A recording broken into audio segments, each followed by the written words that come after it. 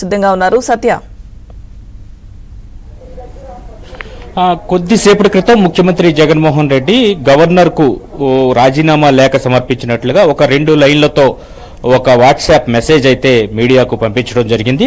దీంట్లో ముఖ్యమంత్రి పదవికి రాజీనామా చేసిన వైఎస్ జగన్, రాజీనామా లేఖను గవర్నర్ కు పంపిన వైఎస్ జగన్, ఈ 2 లైన్లు మాత్రమే వారు పంపించారు. రాజీనామా లేఖకు సంబంధించి ఎలాంటి ఇతర వివరాలు కూడా పంపించడం జరగలేదు. అంతకుముందు కొద్దిసేపటికి ముందే ముఖ్యమంత్రి చాలా కాలం తర్వాత ఒక మీడియా సమావేశాన్ని అడ్రస్ చేశారు.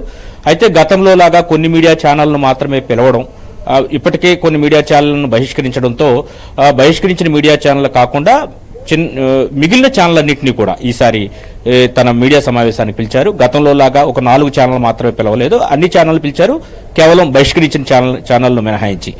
ఈ సమయంలో ఆయన చాలా ఎమోషన్ అయినట్టుగా మాట్లాడారు. తాను ఇన్ని లక్షల మందికి ఇన్ని కోట్ల రూపాయల సాయం చేస్తే ఆ మేలంతా ఏమైపోయిందని ఆవేదన వ్యక్తం చేశారు.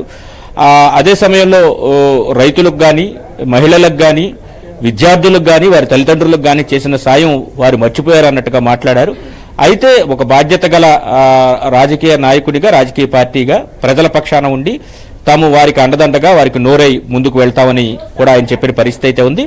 అయితే ఈ మొత్తం వ్యవహారంలో మనం గుర్తించాల్సింది, తొలిసారి మాజీ ముఖ్యమంత్రి చంద్రబాబు నాయుడును గారు అని సంబోధించారు. అదేవిధంగా పవన్ కళ్యాణ్ ను కూడా ఆయన పేరుతో చివరిలో గారు అని సంబోధించడం ఈసారి మనం చూడాల్సి ఉంది.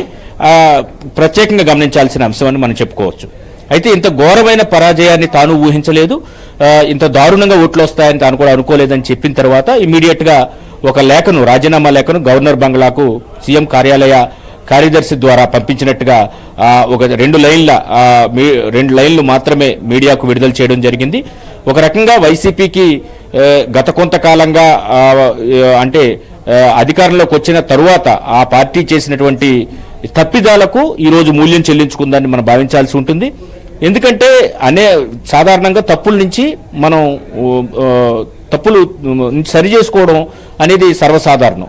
అలా కాకుండా రివర్స్ టెండరింగ్ మొదలుకొని, పీపీఏ అగ్రిమెంట్లు, పవర్ పర్చేజింగ్ అగ్రిమెంట్లు మొదలుకొని ఇలా వరుసగా తప్పుల మీద తప్పులు చేస్తూ వచ్చారు. తర్వాత కరోనా టైంలో ప్రభుత్వం కొంత ఇబ్బంది పడినప్పటికీ తర్వాత కేవలం సంక్షేమం కోసం అంటూ కూడా అప్పులు చేశారు. అదే సమయంలో సంక్షేమం కూడా ఎంతమందికి అందుతుంది, ఎంతమందికి అందటం లేదనేది కూడా సరైనటువంటి లెక్కలు, ఆడిటింగ్ కూడా లేకుండా పథకాలను అందించారు. అయితే తాను అందరికీ అందించారని చెబుతున్నప్పుడు కూడా గ్రౌండ్ లెవెల్లో చూస్తే గనక చాలా మందికి సంక్షేమ పథకాలు అందలేదు. అయితే ఈ డబ్బంతా ఏమైపోయిందనే అనుమానాలు కూడా చాలా మందిలో ఉన్నాయి.